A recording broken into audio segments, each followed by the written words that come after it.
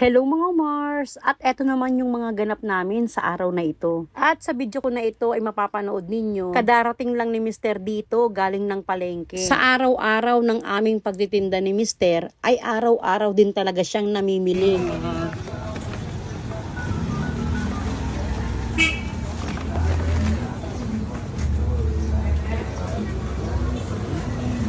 Lahat ng nabili ni Mister sa araw na ito ay hinahati ko. Yung iba ay lulutuin ko at yung iba naman ay ilalagay sa freezer para kinabukasan. At eto naman yung mga naluto naming ulam sa araw na ito. Nabanggit ko nga dito na hinahati ko yung mga pinamili ni Mister. Kasi mga Mars, kinabukasan ay mamimili siya ulit.